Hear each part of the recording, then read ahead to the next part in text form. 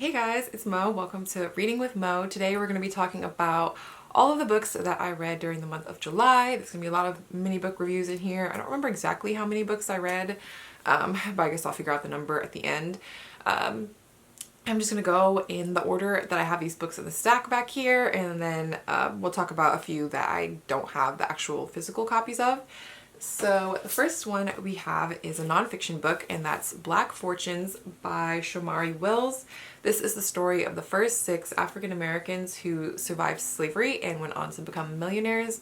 I gave this book 4 stars, and it was definitely an enjoyable read. It's something I could feel like I would read again. The writing was just very accessible, and I definitely learned a lot about people I had never heard of, and some of the people in here I'm definitely interested in possibly even reading a little bit more in depth into their whole life stories because it's just so interesting. I feel like, yeah, this is a book that I would definitely get more out of after reading it again. One of the people that we're following in here is the story of Madam C.J. Walker, who was definitely a pioneer in the hair industry. And after watching the Netflix adaptation, I actually watched the Netflix adaptation like of her life. I think it was called Self-Made, and I really liked that. But then reading more about her actual life story, I could definitely see where they took a lot of liberties and changed a lot of things with her life for the show, which I get. But yeah, sometimes like since I had watched the show first and I was going back and reading this, I was having a hard time separating like what was actual fact and what was stuff that they put in the show. So that was definitely interesting. I feel like I need to read more about her too as well. And then I don't think I gave very many 5 stars last month for things that I read, but there was one book, and it's the start of a series, and I just loved it so much, and that is The Fifth Season by N.K. Jemisin. I have been wanting to get to this book for so long. I just kept putting it off because I just had a feeling that I was really gonna like it, and I'm very happy to say that my prediction was right. I believe I included this book in my 5-star predictions video I made forever ago, which I haven't even read hardly any of the books off of that video, but this one definitely 5 stars. It's the first in a trilogy. I'm planning on reading the next 2 during the month of August, and it's very hard to explain. So I went into this book not really knowing anything. I purposefully, whenever anybody would talk about this book in a video, I would skip because I didn't want to have other people's impressions going in, and I didn't want to know any spoilers before going into the series since I knew I was going to read it. I know it won a lot of awards, and I know that a lot of people love it, so I just had faith that I was going to like it, and thankfully it turned out that way. So we are following a few different perspectives at the start of this book, and you really get thrown into the world. They don't really explain a lot of things for you. I mean, there is a glossary in the back, which I definitely used during the first like 50 to 100 pages of the book because a lot of things I didn't understand right away, but I really like the writing. It's just, I would definitely recommend. This is a adult fantasy book, but it's kind of a little bit, it's not like super fantasy. It's kind of more almost like science fiction, and that's personally what I like in my fantasy, is if it's pretty kind of more on like the science fiction side. So definitely really enjoyed this, and I can't wait to get to the other 2 5 stars for sure. And I also wanted to mention there were a few books that I attempted to read during the month, and I just decided that I wasn't going to read them. I was thinking about including them in this video, but I don't want this video to be super long, so I think I will include those books in the next time I do an unhaul video. Then we have Night Film by Marisha Pessl. This is one that I've also really anticipated and have been wanting to get to for forever. It's a mystery thriller book. The thing that kind of drew me into this book is the fact that there are like multimedia images and like things throughout the book, and I think that is just really cool. It's something that I wish more books would incorporate in. But for the concept, I think the concept of this book is 5 stars. For the actual execution, I'm sad to say it kind of fell a little bit short for me. I gave this 2 stars. I can't even remember now. Yeah, I gave this book 2 stars because I don't know. I just didn't connect with it the way I wanted to. I didn't really care about the mystery itself. So there's this famous movie director who's very like mysterious, obscure, and he has this cult following, and his daughter his daughter dies and she has killed herself, but we're following the perspective of this investigative journalist and a few other people that are working with him into figuring out the mystery behind her death and why she killed herself and everything leading up to that night. And it sounds like it would have been interesting, but it's just, I don't know, I found it to be just a little bit boring. I ended up listening to this on audiobook, which is really good because I feel like it would have taken me so much longer if I wasn't able to listen to it a lot. So yeah, I just was really disappointed that this wasn't as good as I wanted it to be. But I do have another book by Marisha Pessel, Special Topics in Calamity Physics on my shelf, so I'm gonna read that other one still by her and see if it was maybe just this book, but I don't know, we'll see. So the next book I want to share with you guys, fortunately, is a lot better, and that one is How Beautiful We Were. And I finally looked up how to say this author's name so that I'm not butchering it every time, and it's Bolo Ambwe. And this book was sent to me as an ARC. It was supposed to be coming out in June, but with everything happening, it's been pushed back to next year. So unfortunately, you guys won't be able to read it for a while, but definitely look into it when it comes out because this book was really good. It was almost 5 stars for me. It was like 4.5, but it was just really well done. I read Behold the Dreamers by this author before, and I thought it was okay. I thought it was a good book, but it just wasn't like super stand out on my favorite or anything. But this one just for me was so great. So we're following all these people in this African village. It's called Kosawa, and it's a fictional village, but there's basically this American oil company that comes in and takes over some of their land, which ends up having bad effects on their economy, on the land, on the river, on their health. The children are dying because the oil spills have messed up their water and it's just affecting them so bad. And so they're trying to fight against this oil company. I think the company is called like Pexin or something, and where each chapter we're flipping through different perspectives of people in the village.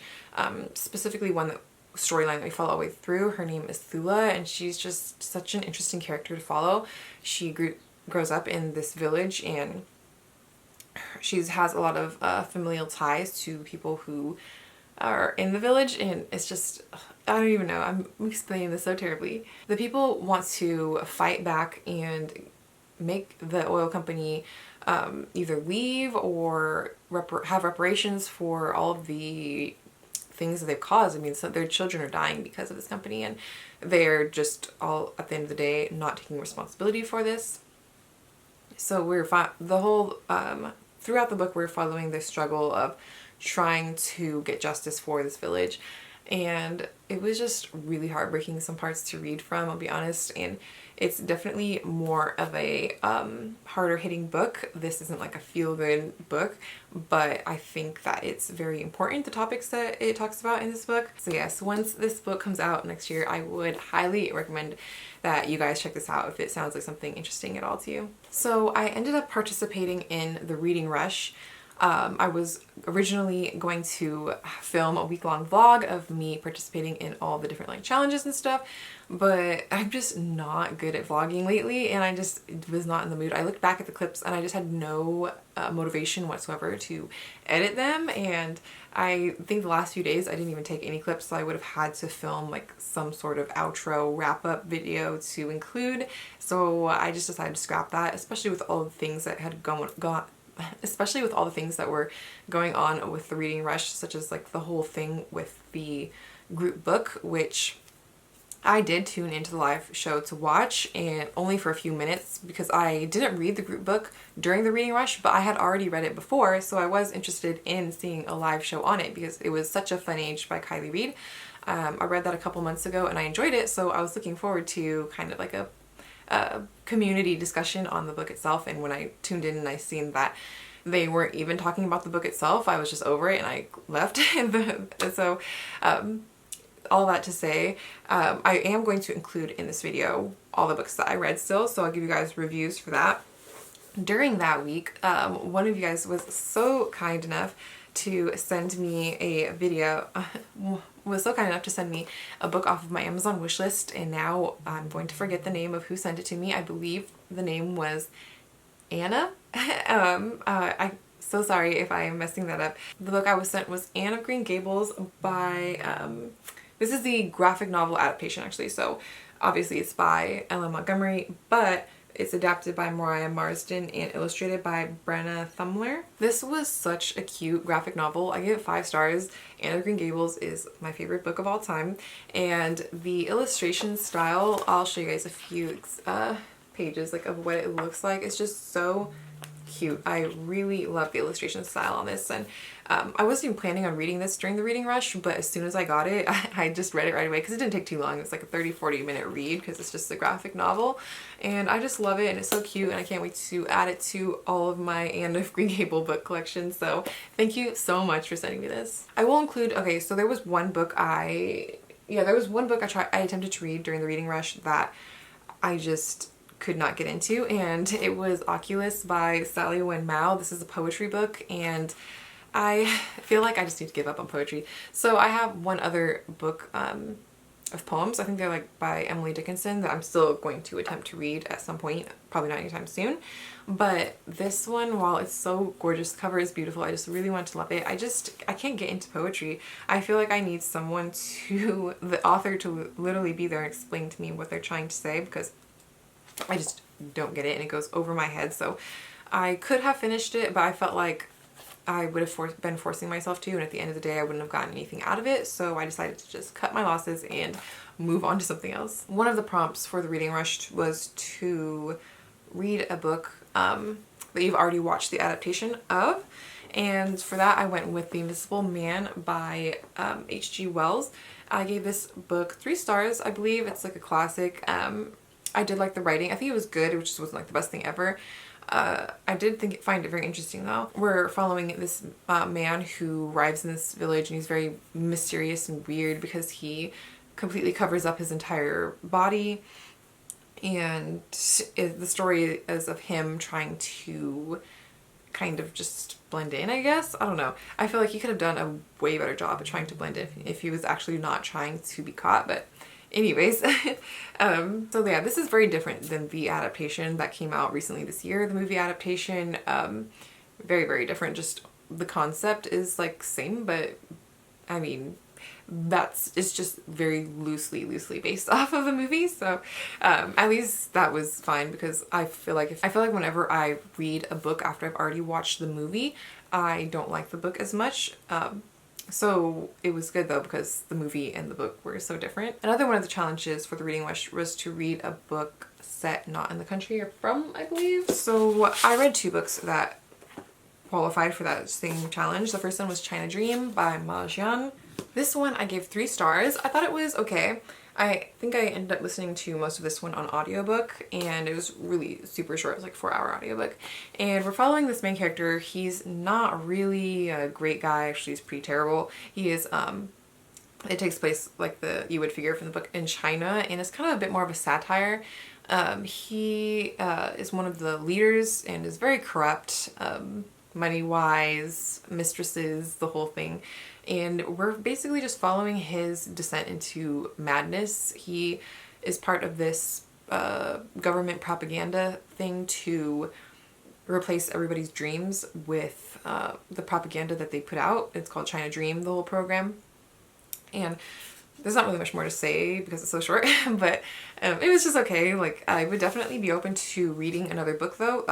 This is actually translated from the Chinese by Flora Du, and I did like the writing, so I feel like I would definitely be open to reading another book by this author. Like, it was good, it wasn't bad, but just like not super memorable to me. And then the other one that I read took place in London, and this one is called The Lonely Londoners by Sam Selvin. This one I gave about 3.5 stars. So we're following our main character. He has immigrated to London from the West Indies, and this takes place in about the 50s. And it's just a interesting exploration on the immigration experience, because we don't just see his experience of coming over, but people that come after him. Like, he helps a lot of people, like, tell people that are coming over like, oh, hook up with this guy, you know, he'll help you. So he doesn't want to, but he ends up having to help all these people that are also wanting to immigrate into London. And just the experience of being an immigrant and having to fend for yourself and make roots in a country that is not so much accepting of you.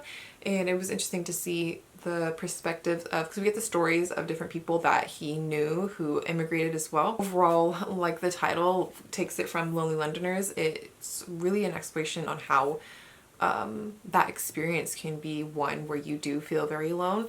Especially, he was one of the first ones who had immigrated, so it's just very lonely when you are living in a place where you don't really fit in, where the people don't really accept you as much. So it was definitely an interesting book and had a lot of good things to say. I feel like this is something that I should or would like to eventually reread again so that I can get more out of it. Next we have Riot Baby by Tochi Onyebuchi. I gave this one 4 stars. This is a very, very short novella, and where it's kind of like dystopian speculative fiction, almost like fantasy.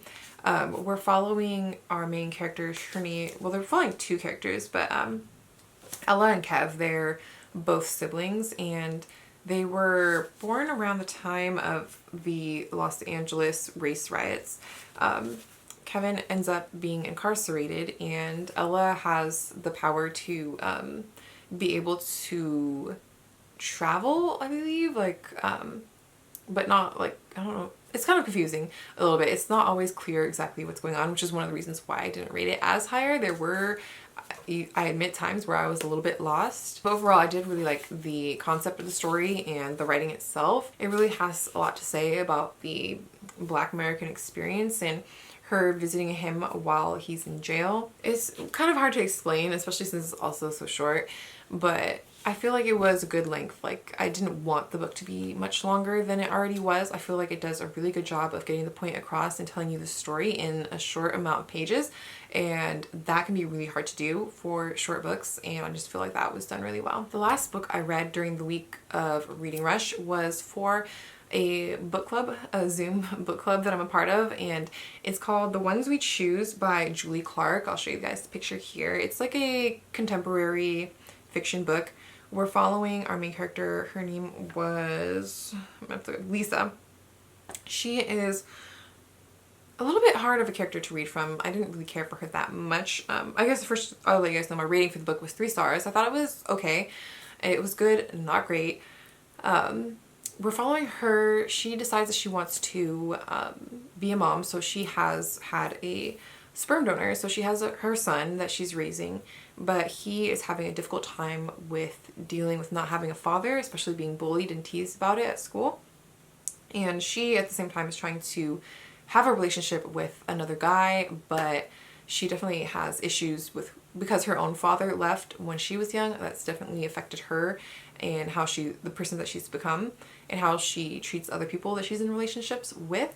And so that is definitely, it puts a strain on that relationship with her boyfriend, because the son is really against trying to have a close relationship with him and stuff. I don't know if I can say much more. Like, I know this, when I was looking at the summary of the book, it gives away a lot of the things that happen in the book, like further in, so I don't want to like spoil it too much for you guys, but I just thought it was okay. Like, it was definitely interesting. I listened to this on the audiobook and I was able to listen to it within like a full day. It was just very easy to follow along and listen to. I said that the main character's name was Lisa, but that is not true. Her name was Paige. But yeah, anyway, it was very fun being able to read the book and discuss it with other people at the same time, which is the main reason why I joined the book club. Not because I think it's going to be books that I'm like the most interested in, but just like for that aspect of it, I think is really cool. Next month we're reading for this month of August we're reading The Moon Spinners, and that one I'm probably gonna check out as an audiobook. I forgot to mention it in my TBR video for the month of August, which is why I'm mentioning it now in case you guys catch that. Okay, on to the next book. We have The Ballad of Songbirds and Snakes by Suzanne Collins, the prequel to the Hunger Games book. I'm sure you guys might be tired of hearing about this book by now, because it's just been everywhere on BookTube, on Bookstagram. Everybody's been talking about this book, reading this book. This book has definitely got a ton of hate, and I can definitely see the valid reasons why. I didn't look up though any reviews until after I read this because I just wanted to make my own unbiased decision on how I felt about the book before I opened myself up to other people's opinions and ideas. And so I ended up giving the book like 4 stars, maybe more like 3.75. Definitely I feel like there's a lot of valid criticisms on this book out there. I don't even want to go like too much in depth to it, or else this video would just be extremely long. I could do a whole standalone video reviewing this book, but I just honestly don't feel like it. But it was interesting getting to see the world again of the Hunger Games and how it came to be during the whole time before Katniss storyline, because we're following President Snow and he's in high school, I believe, in this book, and we're following him.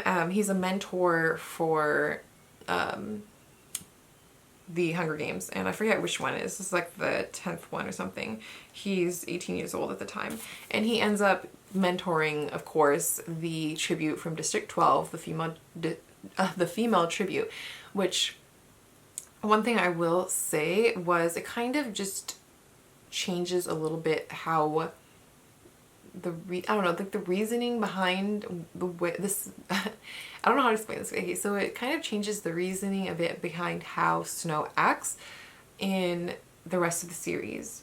Like, I don't know, for me it just changed his motivations of why he viewed Katniss certain ways and how he viewed the districts. And in this book we're following him, and he is living in the capital, but their family has, because of the Civil War, become very poor, and they're just trying to give the front, like they have all this money and stuff. As far as like being a villain origin story, I mean, I think it was okay. I was entertained enough by it. I like Suzanne Collins' writing. Obviously the book has some issues with it, but it still was interesting. You know, I'm gonna hold on to it still, and the Hunger Games series is one of my favorite series of all time, so part of me kind of just is accepting this as a separate part. It doesn't really view everything together. I don't know. I kind of feel like I'm still in my mind gonna keep this separate somewhat from my I have to keep separate from my feelings from the Hunger Games, because I love that so much. And while I did think this book was okay,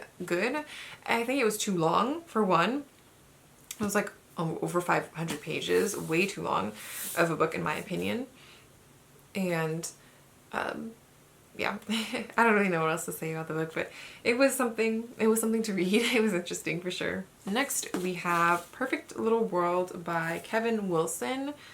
This one I ended up giving 3 stars, but now that I think about it, I feel like it'd be more like maybe 2.5, 2.75.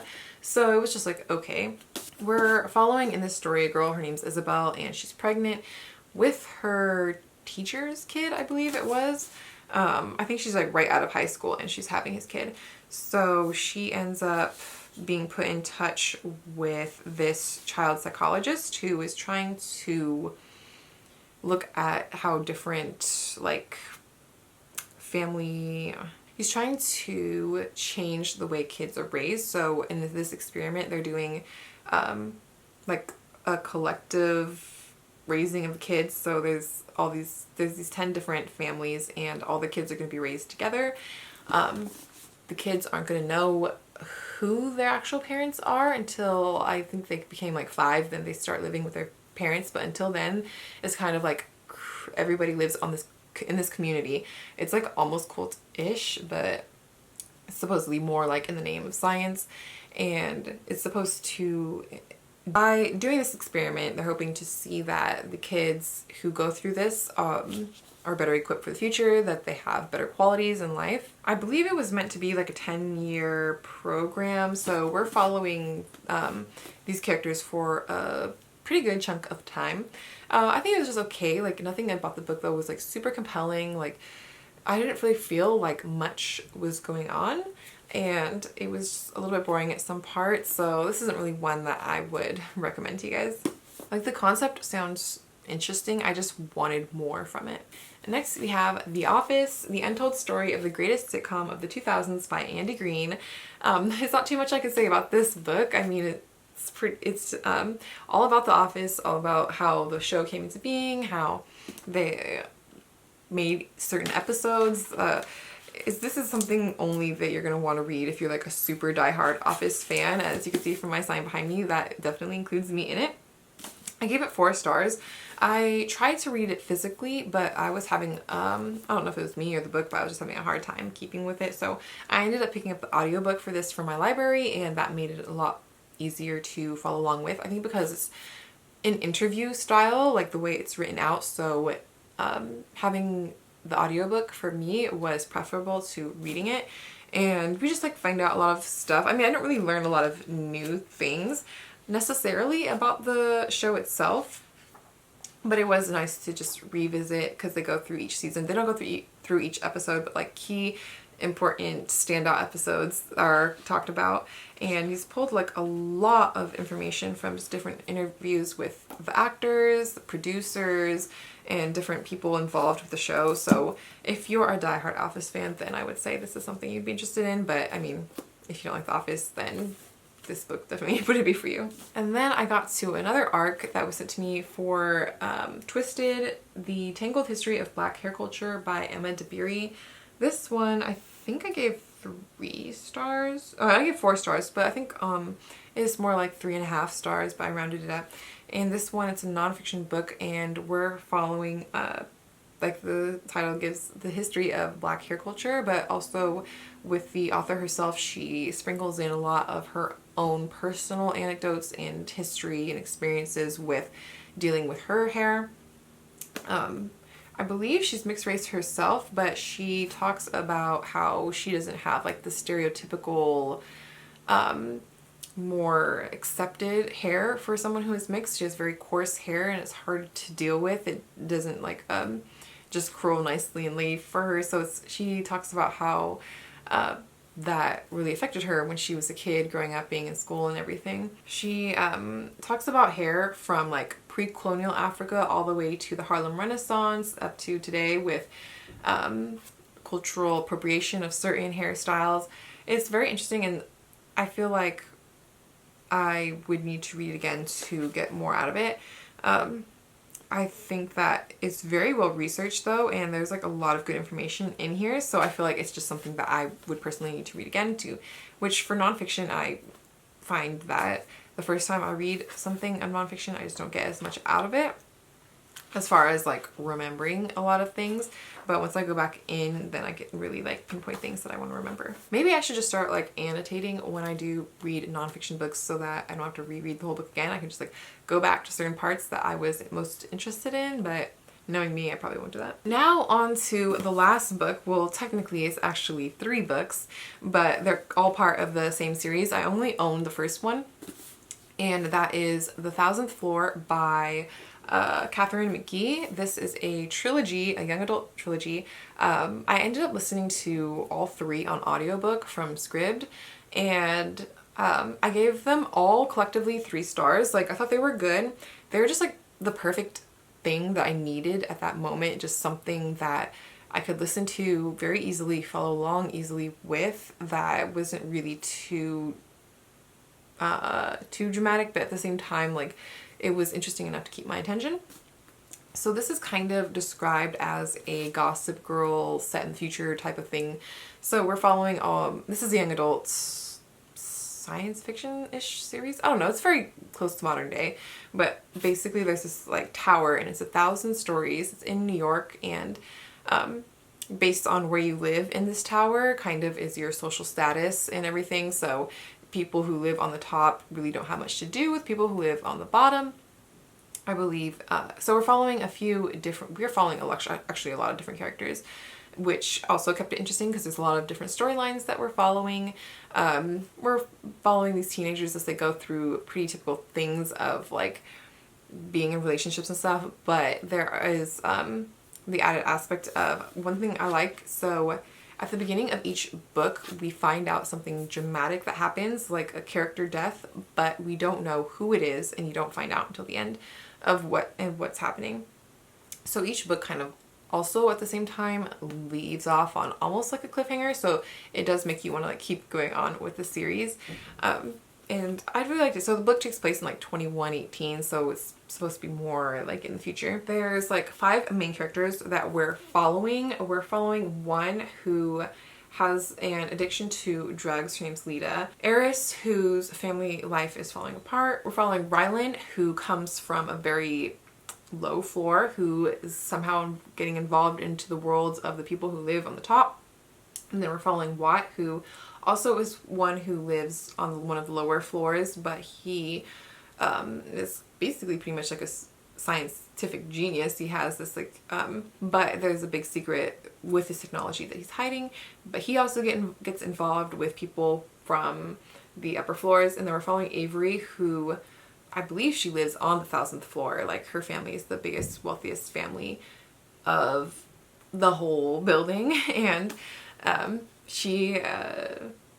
her family genetically created her from their DNA to be perfect, but she has her own secret that she's hiding with who she's involved with. So it's just a lot of gossip. It's a lot of drama, which is what I'm saying. It's very, if you like Gossip Girl, I feel like you would probably like this series. Give me a lot of like nostalgia for that series. I binge listened to all these back to back pretty much within a week, and that was the first time I finished a series in so long. And I've been really neglecting my series because I have this like this whole small bookshelf back here are all of my book series, and there's many that I still need to get to. So it was nice to finally finish one and to start another one, like I mentioned with the 5th season before. So yeah, I like this. It's not something I would highly recommend. It was just perfect for the mood that I was in at the moment, and I'm not gonna like buy the rest of these books. I'm probably just gonna actually unhaul this one. I don't see myself reading it again, but it was definitely an enjoyable experience, and I'm glad that I read them. So those are all the books that I got to in the month of July. I definitely got to quite a few books, which was great because I'm trying to, you know, read the books I actually own, so that was awesome. Let me know if you guys read anything in August that stood out to you, and that's it for this video. I'll see you guys in the next one. Bye!